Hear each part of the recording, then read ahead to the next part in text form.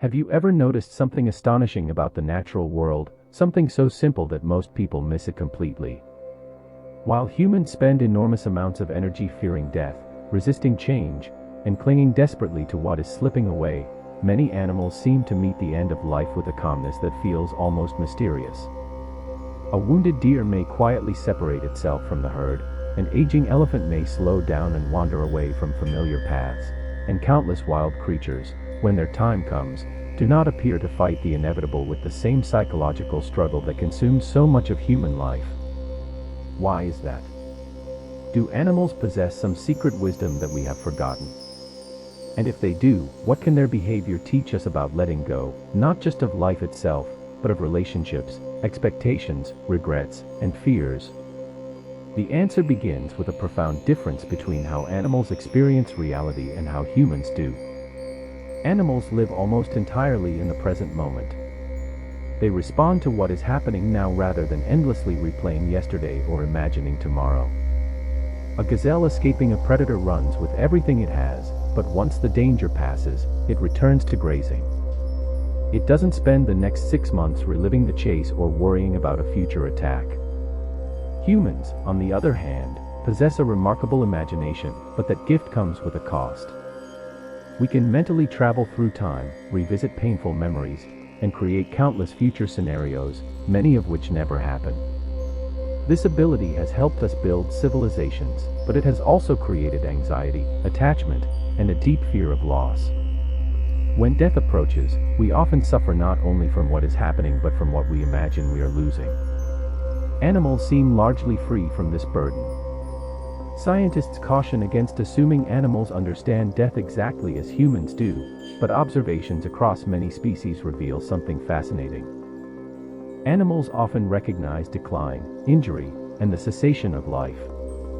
Elephants have been seen touching the bones of deceased herd members. Certain primates show signs of grief. Some birds remain near-dead companions for a period of time. Yet even when they display sadness, they eventually continue with life. They do not appear trapped indefinitely by what cannot be changed. Nature teaches them a lesson that humans frequently resist: life is movement, and holding on forever is impossible. Consider a tree in autumn. It does not cling desperately to every leaf. It lets them fall because that is the rhythm of existence. Animals live within that rhythm. Every day in the wild involves uncertainty. Food may be scarce. Predators may appear. Seasons change. Survival itself requires adaptation. Letting go is not a philosophical concept for animals, it is woven into their way of life. Humans often approach life differently. We become attached to identities, careers, possessions, plans, and even versions of ourselves that no longer exist. We tell ourselves that happiness will come once everything stays exactly as we want it. But life refuses to stand still. Relationships evolve. Children grow up. Opportunities pass. Bodies age. Circumstances change. The suffering we experience is often not caused by change itself but by our resistance to it. This is where animals offer a powerful lesson. Watch a dog. It does not mourn the puppy it used to be. Watch a bird. It does not regret last season's migration route. Animals engage fully with what is present. They adapt because adaptation is essential. In many ways, their behavior mirrors ancient philosophical traditions that humans have spent thousands of years trying to understand. Stoic philosophers taught acceptance of what cannot be controlled. Buddhist teachings emphasize non-attachment and the impermanence of all things. Mindfulness practices encourage awareness of the present moment.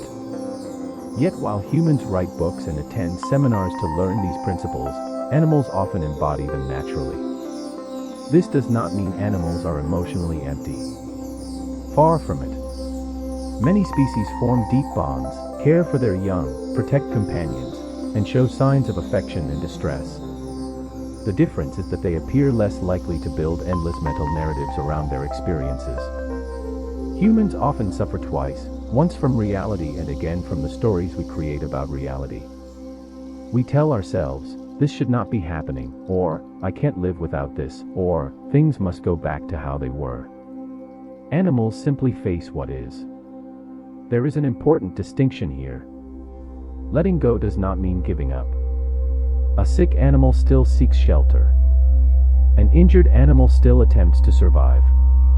Acceptance is not passivity. It is the recognition that after every possible effort has been made, some outcomes remain beyond control.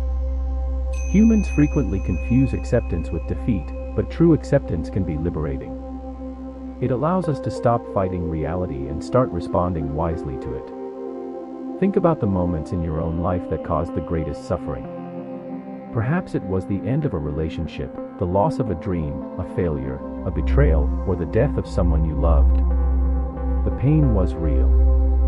But how much additional suffering came from wishing reality were different? How much energy was spent replaying events, searching for alternative endings, or refusing to acknowledge what had already happened? Animals remind us that healing often begins where resistance ends. The natural world is filled with endings, yet it is equally filled with beginnings. A fallen leaf nourishes the soil. A forest fire creates conditions for new growth. Nature survives because it understands a truth that humans often struggle to embrace: nothing is meant to stay forever. And perhaps that is not a tragedy but a gift. Because things are temporary, they become precious. Because moments end, they matter. Because life is finite, it becomes meaningful. When we look at animals, we are not necessarily seeing creatures that understand death in the same philosophical way humans do. What we are seeing is a way of being that is less burdened by resistance and more aligned with reality. Their example invites us to ask a difficult but transformative question: what if peace does not come from controlling everything, but from learning when to release our grip? What if letting go is not losing, but making room for life to continue flowing? The next time you watch a bird take flight, a dog resting peacefully in the sun, or a deer moving silently through the woods, remember this lesson hidden in plain sight. Life is constantly changing. Every moment arrives and departs. Every chapter eventually closes.